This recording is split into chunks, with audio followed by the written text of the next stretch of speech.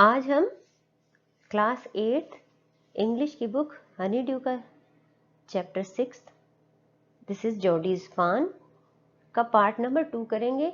इसका एक पार्ट हम पहले कर चुके हैं जिसका लिंक आपको डिस्क्रिप्शन में मिल जाएगा।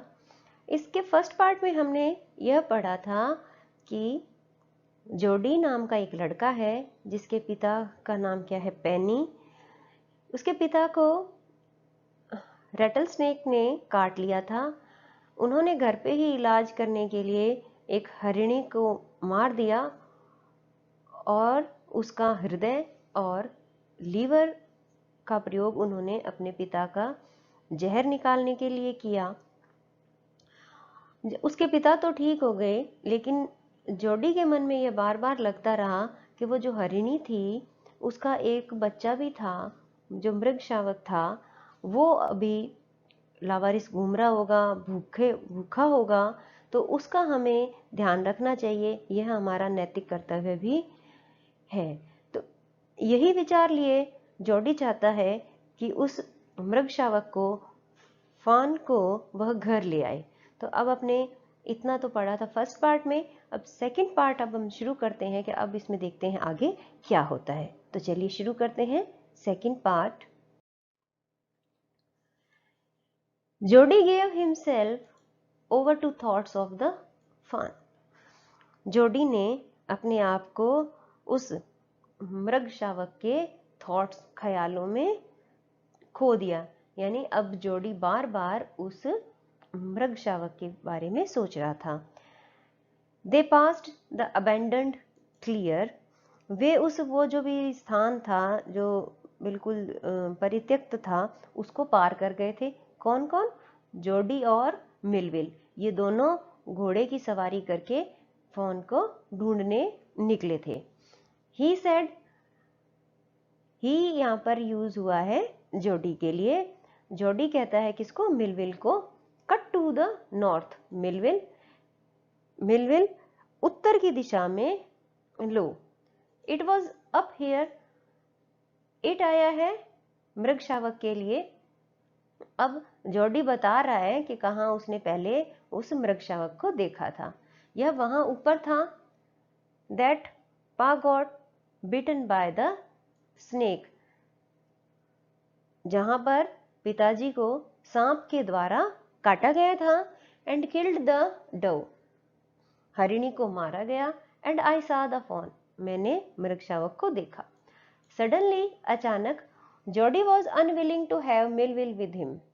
अचानक जॉडी को ऐसे लगने लगा कि उसको ये इच्छा हो गई कि मिलविल उसके साथ ना हो। उसकी ये अनिच्छा थी कि मिलविल उसके साथ हो। वो चाहता था कि मिलविल उसके पास ना हो और वो चला जाए। If the fawn was dead, अब उसका रीजन भी बता रहे हैं कि क्यों जॉडी ये चाहता था कि यदि मृग शावक है मर गया था और कुड नॉट बी फाउंड, या फिर वो उसे ढूंढ नहीं सका, तो he could have his disappointment scene.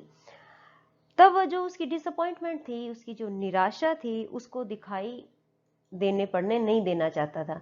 यानी उस समय जब वो जो महसूस करता, जब वो जॉडी को फान नहीं मिलता, मृग शावक नहीं मिलता, तो उस समय की जो निराशा थी वो मिलविल को वो दिखाना नहीं चाहता था। And if the fawn was there, और यदि फॉन वहां था, the meeting would be so lovely, तो उनकी जो मुलाकात है वो बहुत ही प्यारी होगी। एंड सो सीक्रेट, और बहुत ही क्या होगी? गुप्त होगी।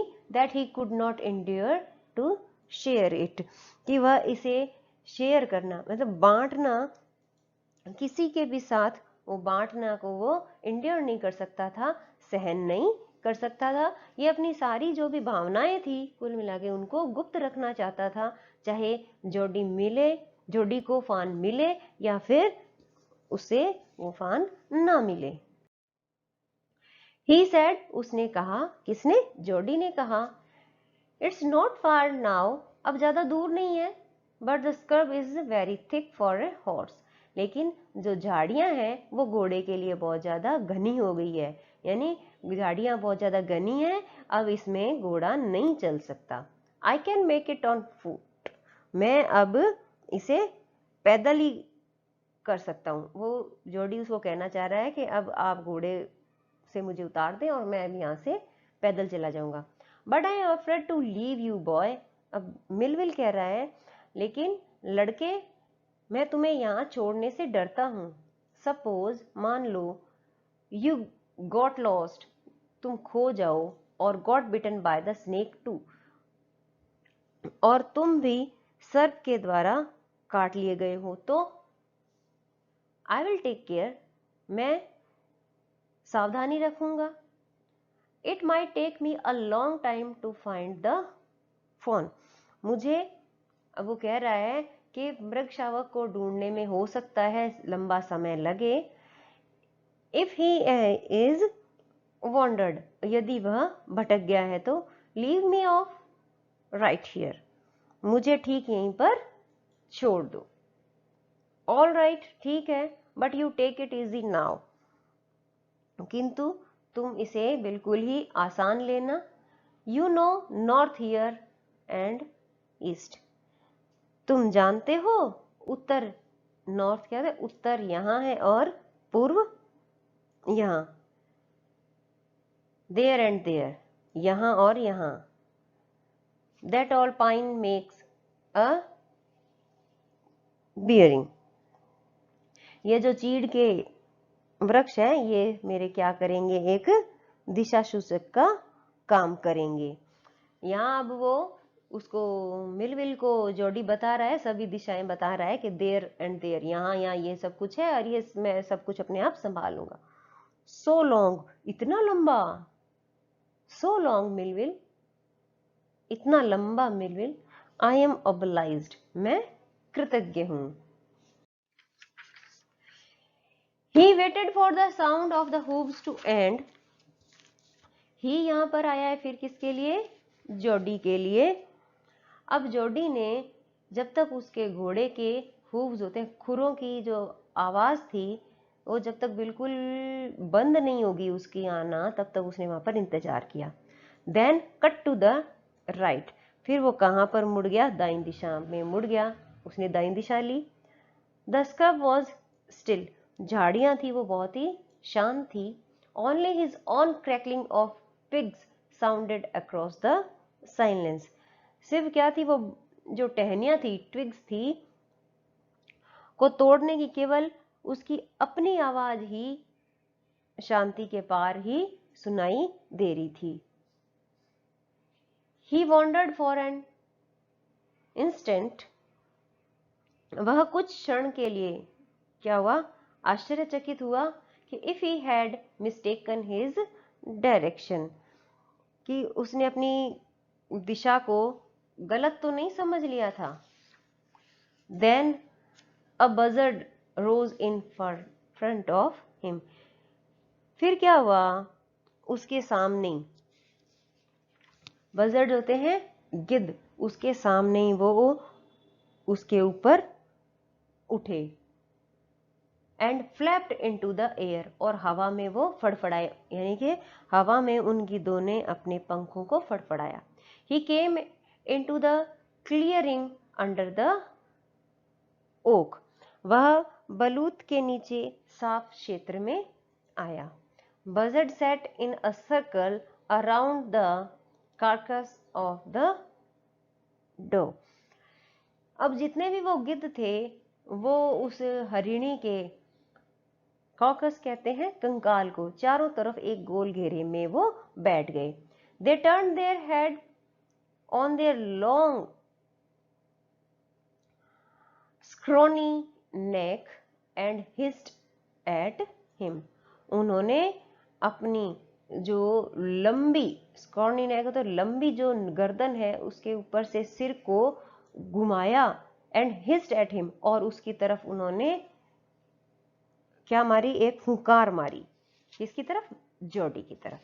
ही threw his bow at them, उसने अपने पास जो एक बड़ी टहनी थी उसको उनकी तरफ फेंका, किसकी तरफ, बजर्ड्स की तरफ, गिद्धों की तरफ। And they flew into an adjacent tree, और फिर वो सभी क्या हो गए, पास ही के, एडजेसेंट पास ही के पेड़ पर वो उड़ गए। The sand showed large cat prints, जो वहां मिट्टी थी वो बता रही थी कि यहाँ वो बड़ी बिल्ली के निशान दिखा रही थी। बड़ी बिल्ली कौन होता है? शेर। शेर बिल्ली प्रजाति का ही होता है, तो उसी को कहा है बड़ी बिल्ली। But the big cat killed fresh, लेकिन बड़ी बिल्लियां ताजा मारती है। यहाँ पे वो बताना चाह रहे हैं कि शेर होते हैं वो मरा हुआ जानवर का मांस नहीं खाते, वो खुद शिकार करते हैं और खुद ही उसका भोजन करते हैं। And they had left the dove to the carrion birds, और उन्होंने, कैरियन कहेंगे जैसे जो मरा हुआ मांस खाते हैं ना जो पक्षी, उनको कहा है कि उन्होंने बड़ी बिल्ली के लिए, शेर के लिए क्या है, उन्होंने हरिणी के मरे हुए जीव का मांस खाने वाले पक्षियों के लिए उन्होंने छोड़ दिया। He parted the grass at the place where he had seen the fawn, उसने उस स्थान के पास घास हटाई जहां उसने मृग शावक को देखा था। It did not seem possible that it was only yesterday, यह संभव प्रतीत नहीं हुआ, पॉसिबल प्रतीत नहीं हुआ कि केवल एक ही दिन पहले जो ये घटना हुई थी। The fawn was not there, मृग शावक वहां पर नहीं था। ही सर्कल्ड द क्लियरिंग, उसने उस साफ क्षेत्र का क्या किया? चक्कर लगाया। There was no sound no sign, वहां पर कोई आवाज नहीं थी, कोई निशान नहीं था।